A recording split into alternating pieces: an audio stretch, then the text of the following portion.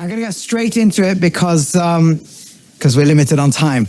And like, I guess all of coming out of Egypt was always about being limited on time. So while you get into that time, I want to focus thinking a little bit on, you could argue the central message of the Haggadah. You could argue there's lots of central messages. But Rabbi Gamliel tells us that anyone who didn't say these three things did not fulfill their duty on Pesach. And that is Pesach, Matzah, and Maror. Right? You've got to talk about these three things. Why? Because that's what the Pasuk says. V'gadza levincha, you should do a Haggadah, a telling over to your child.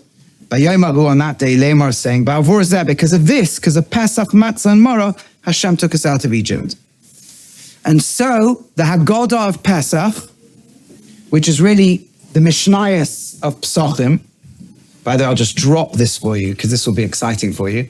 Do you know in ancient times what the name was given for the Mishnah, the first redaction of the Oral Torah, what it was called?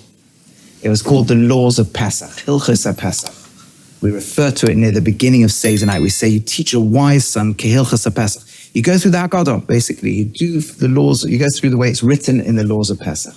And in the Laws of Pesach, in the Mishnayos of Pesachim, which end with Ein Maftirin Acha Pesach Avikoman, the final Laws of Pesach, it says this Mishnah, Rabbi Gamliel says, anyone who hasn't said these three things has not fulfilled their duty. Pesach Matzah. So what are the messages we're getting out? Pesach we say, and we can't point to, there's no Korban Pesach today, but in our mind, we try to feel as if we were in the Beis HaMikdash, we would have a Korban Pesach, we'd feel what we're missing out on. Why would they eat the Pesach when the Beis HaMikdash was there? And we say, because Hashem skipped our houses. He jumped over our houses in Egypt. And then we quote a pasuk. You should say, one of the things every Jew is supposed to tell their children is Zevach Pesach Hu Hashem. This is the Pesach offering to Hashem. Asher Pasach al Bate B'nei Yisrael Mitzrayim, who jumped over the houses in Egypt. When he smote the Mitzrim, he saved us, and the people bow. Now that's it. What is the context of this verse, of this pasuk? Have you ever looked it up and tried to work out what's going on? What's going on is that we're sitting in Egypt. We just read it in Shul on Shabbos. We're sitting in Egypt. And in Egypt, Hashem says, this is what you do. You take this Pesach offering, the sheep. Why the sheep, by the way? So we all know, because it was one of the Egyptian gods. We actually know the name archaeologically. It's called Hanum-Ra. The Egyptians had this very interesting idea. They looked at all the forces of nature, and they thought the natural world is the way the world's meant to be, and they saw it all as divine, and they had all these gods. The highest form they had was actually a sun god called Ra. And it had three forms, and the form that protected the pharaohs called Hanum-Ra. It's a sheep. So kind of the thing that protects the entire order. You look at the natural world, you want to see everything is in its place, you see a sheep. A sheep is very good at this. It doesn't really rebel against anything. It's in exactly its natural order. It allows all things to be. The grasses get eaten by the sheep. The human dominates this. It's all, the Egyptians loved the natural order of things.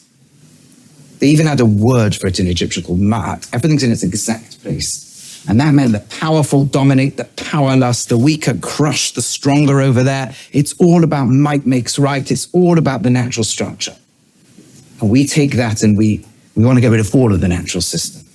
We say as Klal Yisrael, as the Jewish people, we are free from the way the world happens to be, free from its natural order. So in Mitzrayim, but it's not enough that we do that in Egypt. What Hashem says to us in Egypt is, and you're going to do this in the future.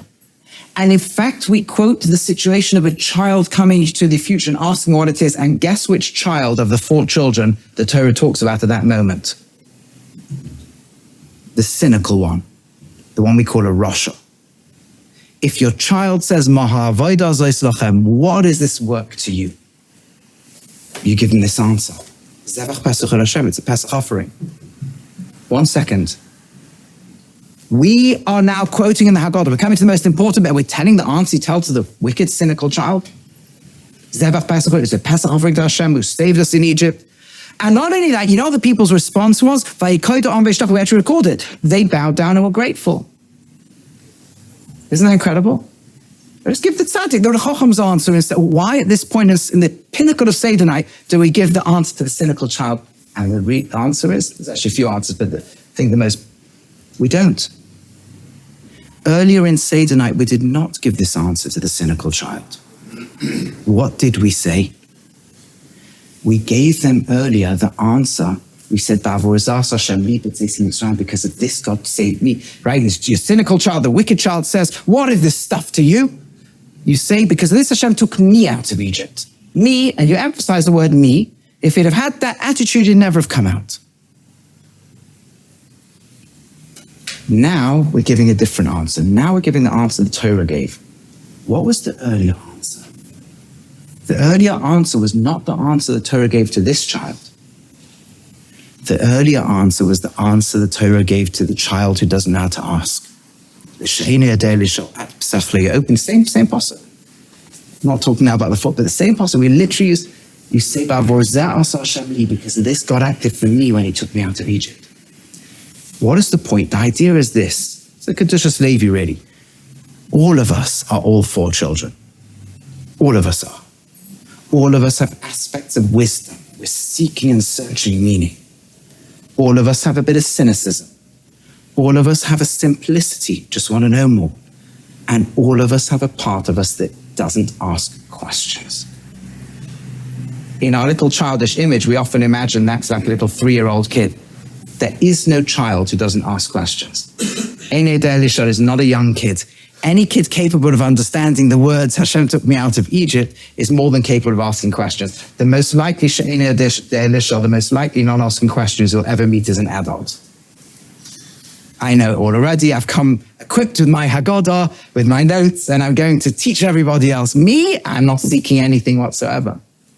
And the Haggadah tells us that to the extent to which we are wise, it's a mechilta, it's an old medrash, beautiful. The ancient midrashim are the core of the oral Torah, right? It tells us that to the extent to which we're wise, Seder night is going to lift us. We're on a journey to be lifted. It's not a journey of information. If it was information, then we could know the oral Torah. This is much deeper than that. It's to be lifted. If we're wise, wise means we're trying to learn, learning from. This is going to lift us. If we're simple, we're going to have a great night. To the extent to which we are cynical or not seeking and searching, both of them are not seeking and searching. We need to be ripped open. We need the words that say, this is a journey coming out of Egypt. You don't want to be a part of it. You're not seeking and searching. You're not on it. You're out. And the rest of the Haggadah until this point is doing a lot of things. But hopefully by this point, the Rosh has turned from a cynic to a skeptic. Might have a skeptical attitude, but they're now questioning.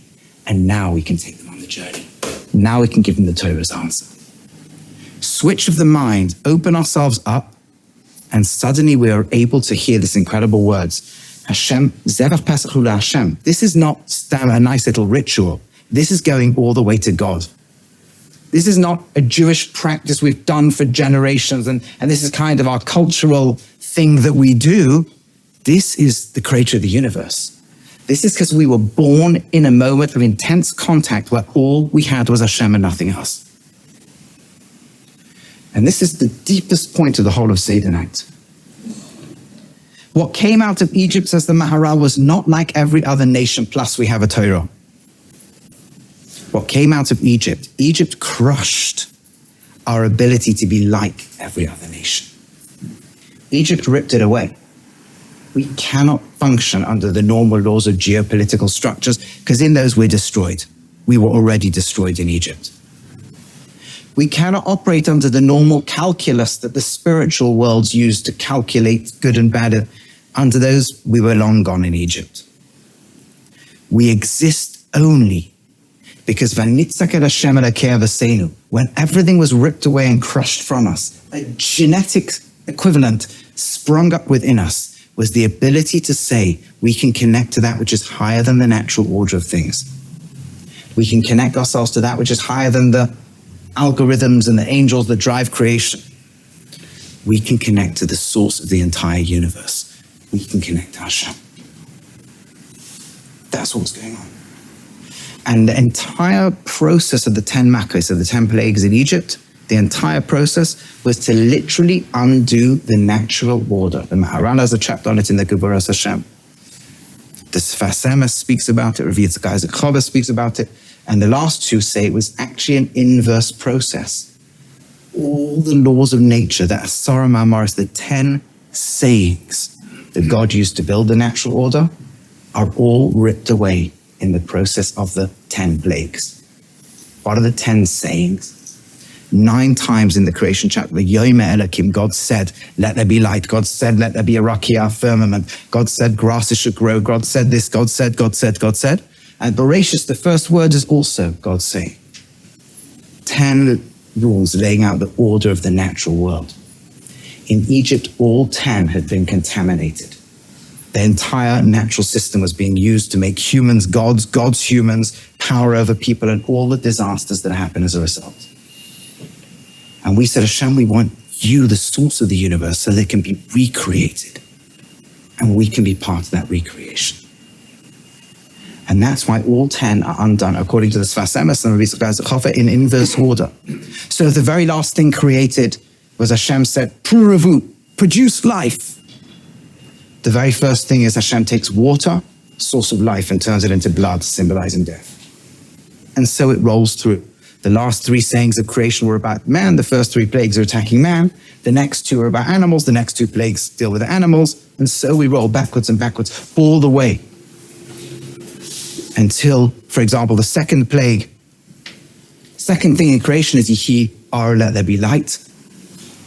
The second last plague is Cheshech, darkness, which in Egypt would have had an extra meaning since the sun god was their big thing. And finally, when all the laws are ripped away, the moment of Bereshis, the moment of the pure beginning. And in Egypt, every single Rashis, every single firstborn, every single point of creation, every single family is ripped away. Bereshis is ripped away. There's no rules. There's no limits. There's no nothing. There's just HaKadosh Baruch Hu b'chavodo u'va'atzmai. Hashem himself, Leile de Malach, as we say in Haggadah a few lines earlier, not through angels, not through seraphs, not through anything. HaKadosh Baruch Hu himself says, do you want to jump to me? Do you want to come to me? We jump to him, he jumps us. And at that moment, the Nogfoit, the plague that's in Egypt, in the natural world, we're being lifted above it. Pesach la Hashem, a jump all the way to Hashem. Why do we eat matzah? It's because there was no time. And Hashem just revealed himself and redeemed us. As we say, there's no chometz. They're driven out. They couldn't delay. They didn't have any provisions. What is this whole push for timelessness? You know, they knew they were coming out of Egypt 2 weeks earlier. Okay, we're ready to Shul Shabbos. They knew, they knew about this time that they're going to come out. So the reason they didn't have chametz in the night itself was because Hashem had told them, you have to eat the korban pesach, this jumping above the gods in the natural world with matzah. Okay, at midnight they become free, fine, but they don't leave Mitzrayim until the next morning. What happens in between? They're busy going around getting compensation for centuries of slavery. Gold, silver, fine wool, things that they will later on create a home for God himself, the Mishkan, with. But then in the morning, again, go, boom, they got to go. And going the way most Rishonim learn. Go. Why? Why is Hashem doing this all the time? Why is the freedom in a moment that's like that? Why is the getting out in a moment? Why is Hashem engineering it so that at no point do you get 20 minutes to bake some bread? And this becomes not just the symbol, this becomes the essence of Pesach. Matzah becomes holy things. It becomes what the Zayah Nahamada and Nusa, this bread that lifts us to the highest levels. And chometz becomes like poison for 8 days. Why is what's going on? Because of exactly what I just said. You know, in Egypt, we know that Moshe Rabbeinu faithfully repeated every word God said, every word Hashem said, every moment, with one exception. We come out by Hiba Chatzi Alayla, the midpoint of the night. And Moshe doesn't say that to Pharaoh. He says, we're going to come out Ka Chatzos Alayla, around midnight. Why did he change it? So we know Rashi brings the Gemara, in Brachos it says, He was afraid the astrologers would miscalculate. Have you ever wondered what a strange thing this is? Let's picture the scenario. You're one of Pharaoh's astrologers. And for the last few months, every time Moshe Rabbeinu walks in and says something's happening, it happens. Now you're sitting there at nighttime and you got some kind of watch or something, and your watch is 10 seconds to midnight, 5 seconds to midnight, 4, 3, 2, 1, nothing happens. 20 seconds later, every single Egyptian, you want to get Moshe Badai, that's what's going on. And Moshe's so worried about this, he changed. There's a number of answers. I'd say another problem. In those days, how did they tell the time? Mainly a sundial, right? There was no very accurate way of knowing the time at night. So what's going on? Read the guy's cover again, he says something remarkable, which ties into everything I just said, and I want to draw out the lesson. Because this is the messages we're giving. There is no such time as the midpoint of the night. Imagine all of time is like a line. You take scissors and you slice it in two. You have all of the time before the midpoint and all of the time after the midpoint. Every single moment in time is before or after. It's just a way of dividing the night. It's not an actual moment. It doesn't take any time. You cannot come out inside of the midpoint of the night because it's not a moment in time. You can come out around it. The Stagninim, the astrologers, would have said, Moshe talks nonsense. We can't be machabed. We can't analyze what the word doesn't mean anything coming out of the midday. He just talks abstractions and weird things. It's like saying you're going to come out in zero time. He talks nonsense. And what does Hashem say? I am exactly taking you out in a moment that does not exist in time. That is exactly where I'm taking you out. I've rolled back the laws of creation. I'm giving you a moment that is not even a moment in time, and I am lifting you out of it, and that's where you become free. Do you know what that means? Do you know what it was like to experience a moment that's not even in time? It means you suddenly see all of time. In particular, you see the end of time. The Targum Yerushalmi al Torah, the ancient translation of the Torah of Chazal, one of the two, not the Unclus. When the Jews stand at the foot of Mount Sinai, a few weeks later, Hashem says to them, you saw that I took you out of Mitzrayim, va'avi eschem elai, and I brought you to me. I carried you on wings of eagles, va'avi eschem elai, and I brought you to me. Now, in all the Parashas Bo and B'Shalach, we never find anything about carrying on wings of eagles. Targum says something, it's so beautiful. It's like, it's at first shocking and then it's just so moving. And this really is everything we're trying to say here. He says, you saw that I took you on wings of eagles and I brought you to me, to the Beis HaMikdash, to the Holy Temple in Yerushalayim, to eat the Korban Pesach there. Now, 1 second, there was no Beis HaMikdash. That wasn't built for centuries later. There was no Yerushalayim. What is this? You know what it means? They were lifted beyond the natural world. They could see everything. And they were literally like at the end of history. That's where we were. We were sitting at the end of history. We were sitting in Yemais HaMashiach. L'havi Yemais HaMashiach. And we'll talk about this when Mashiach comes. We were sitting in Mashiach. We were sitting experiencing Hashem's presence shining everywhere. The Beis HaMikdash is there. The Korban Pesach is there. The whole Jewish people. Everybody's there. We were eating there. We were not in time. We were transported beyond time. We were there, and boom, then we're back in Egypt. Oh, it's Chatzos, midnight in 1 second, 2 second, 3 second, 4 second. Now we're carrying on. Why did Hashem do that? Because he wanted to create a people who do not belong to the world of space and time. A people who never really live in time. The only time we belong to is the future. At our core, we are citizens of the future, of the days of Mashiach, of a time that will be called Olam Haba, the world that will be, according to most opinions. We are citizens of the future who are temporary residents of the rest of history. We aren't citizens of the year 2024. unless Mashiach Bez Hashem comes this year, right? But we are citizens of, that's what we are. Which country do we live in? The country Hashem told Avraham, Ha'aretz asher araka, the land I will show you. We know where it is physically, but its full expression, that's where we live. We live in the future. The Torah that we keep is the law and constitution of the future. It is the will of HaKadosh Baruch Hu. It's his rotzen, it's his will. That's what we live.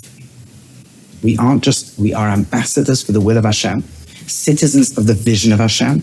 That's the country we belong to. That's the law that we belong to. That's who we are. And we are living in the present, anchored in the future, pulling the whole world there.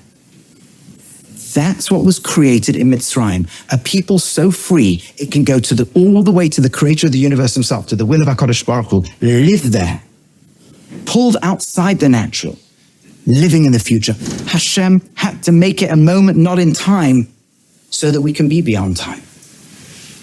And Hashem had to make each moment this quick. Because if we turned it into a delay and we let it sour into the natural, we would have lost it forever. Suppose when he said in the morning, are you ready to go?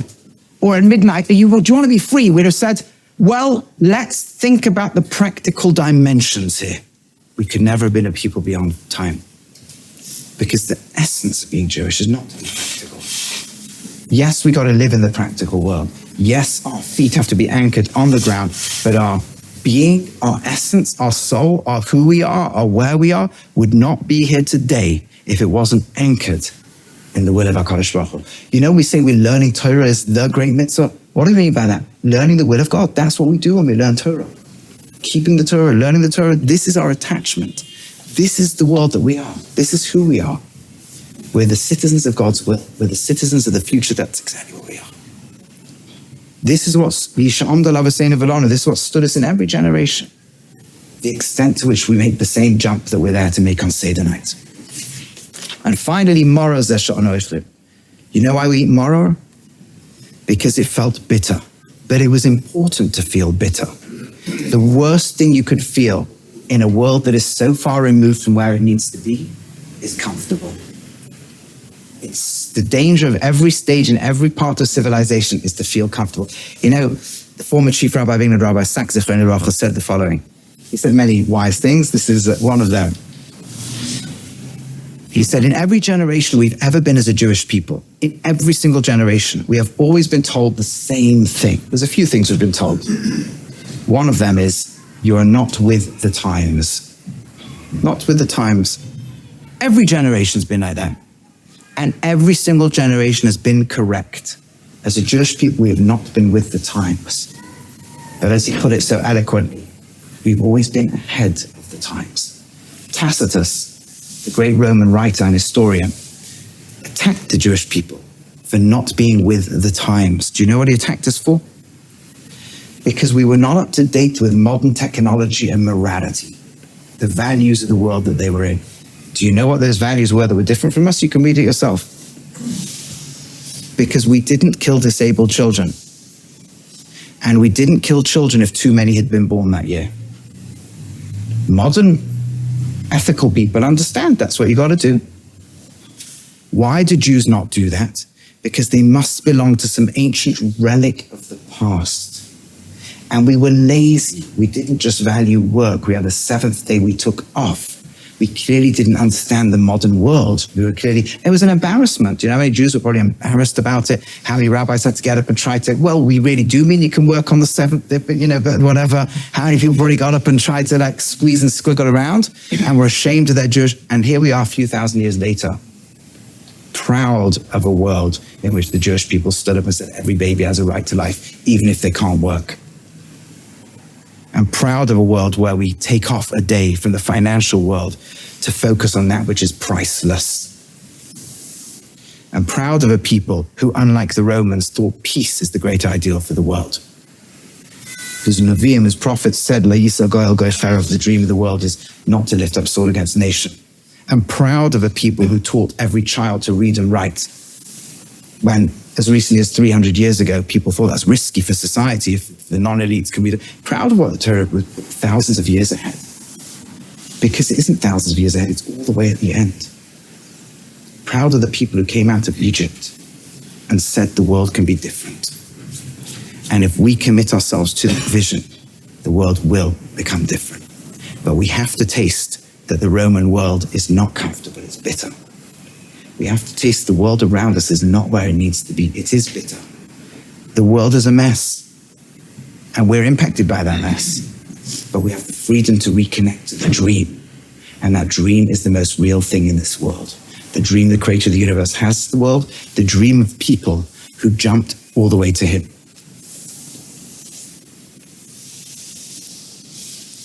At the beginning of Seder night, we say something unbelievable. We say, this is the bread they ate in Egypt. Do you know the amazing thing? In the Torah, it never tells us they ate matzah in Egypt, except once, on the last night in Egypt. The Rashbam says, or the Pirush that's attributed to the Rashbam, the great medieval early Tosfos, we're talking, Rashbam says, what we're really saying is, this is the bread our ancestors ate on the last night in Egypt. And we join them. In other words, we're not just commemorating something they did, we're actually traveling across time back to them. We're not just celebrating them, we're eating this meal with them. And we say what they said. They could actually invite everybody in. For technical halachic reasons, you could never do that afterwards on Seder night at that point when the Beis HaMikdash was standing. But they could. They say, everyone can eat the Pesach with us. They were saying, this year we're here, next year we're going to be in Israel. They were supposed to be in Israel 1 year later, had there not been a golden calf and the spies. And they were saying, we are slaves now. Next year we're free. We're joining them. We're joining them. We are going back in time to them. And all of Seder night, we go through what they're going through on that last night, waiting for that moment of midnight, that moment beyond space and time, waiting when Hashem says, do you want to jump to me? And we say yes, waiting for the moment we connect to the vision of the future, waiting to eat the food that is beyond space and time. Because that is what matzah is, right? The only difference between matzah and chametz is time. The ingredients have to be identical.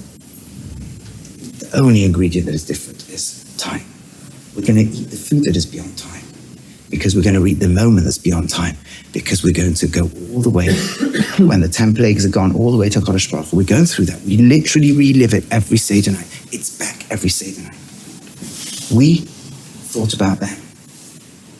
And do you know what they thought about? Us. Back to the line I just said a moment earlier. When Moshe told them, you go and take the Pesach, you go say that you're not subject to these gods in this natural order. Your children in the future, even your cynical children, will ask you questions. And you'll give them answers. You'll tell them about this moment. And the people bowed down and said, thank you. They were sitting there in Egypt thinking about us. They're going to be future generations. With all the struggles we're inevitably going to go through, there will be people still doing Seder night. And as we jumped to Kodesh Baruch Hu, they were saying, our children are going to do the same thing every year. And they were dreaming of us all the way through to Yimais HaMashiach. And what that means is every single year, every Jew who's ever lived comes back together, and whoever will live, to that single incredible moment. And Hashem comes back into the world and says, do you want to live your life for me? Normally, we say you have to be practical. You have to grow in small steps, take a bit more on. But on Seder night, we just jump. We say, Hashem, we're with you. We'll worry about what that means tomorrow. Hashem, we know there's going to be a struggle tomorrow, but tonight we say, whatever it is, your will is our will. Your dream is our dream. What you want is what we want. Where you vision the world to be is where we live. We'll worry about how to navigate all the complexities of that tomorrow morning. Now we go out in a moment beyond space and time. And this is what we say, B'chol dar v'dar, in every generation, chayav adam liras es atzmai. Everyone's meant to see themselves, kilu yatzim Mitzrayim, coming out of Egypt. This is who we are. Egypt is not Seder night is not a journey of an intellectual journey. It's a journey of the quest. The chacham, the wise, the wisdom in us that is questing can go as high as it wants to go. All the laws are removed. And what we discover is who we really, really, really are. Who we've always been and who we're always are going to be. Hashem should bless each one of us to tap the freedom to step outside the way the world is and step into the deepest depth of the beauty and wisdom and core of what it means to be the Ni B'chayri Yisrael, HaKadosh Baruch Hu's child, the Jewish people. What it means to be lifted in the moment when nature's ripped away, lifted into the moment that's not in time, lifted to that timeless oneness. And we solve the Zohar tells us Israel, the will of God, it's Torah, it's all one thing. It's the essence of who we are. That's who we are, the vision of God, the will of God. Touch that freedom so that every next day of Pesach, we are a slightly changed person and we are on a slightly stronger pathway. The pathway that means our lives will be the Havili B'Asem Mashiach, lead all the way to B'Asem Mashiach to Olam Haba. We, citizens of that, we should touch that greatness and we should merit through our Seder night, through our preparation, through all that we do, to be a part and to see it. We should see the full Seder night that we all dream together. It should be B'Meher V'Yameinu Speedily in our days.